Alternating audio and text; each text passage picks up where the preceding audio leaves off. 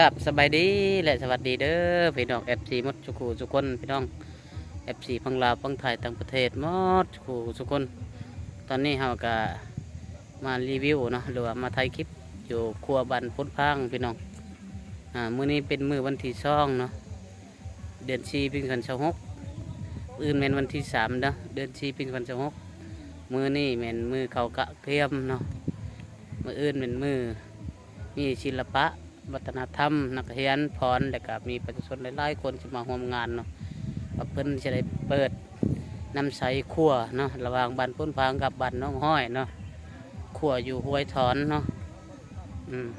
อย่าลืมอย่าพากหลายกดแซ่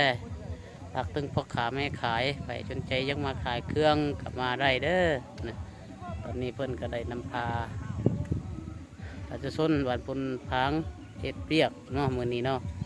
แต่ว่ามื้ออื่นเพิ่นจะได้จัด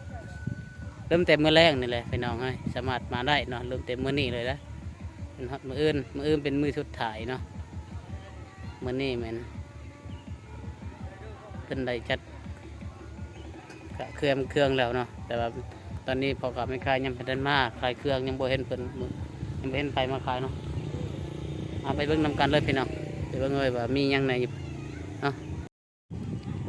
สวัสดีมื้อนี้มื้อวันที่2เด้อเดือน4ปี2026ตอนนี้เรากำลังจะได้เปิดครัว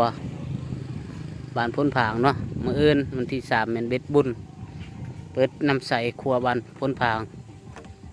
ระหว่างบ้านพ้นผางกับบ้านน้องหอยเพิ่นจะได้เปิดครัวใหม่พี่น้องเอ้ย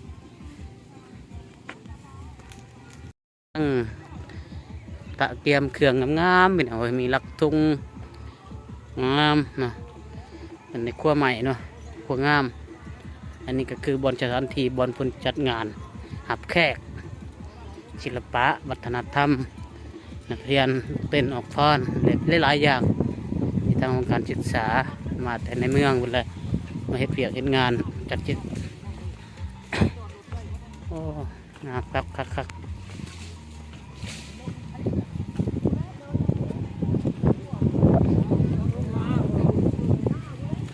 ก็กำลังกะเกี่ยมเลยพี่น้อยมีสถานที่กว้างหลายสะอาด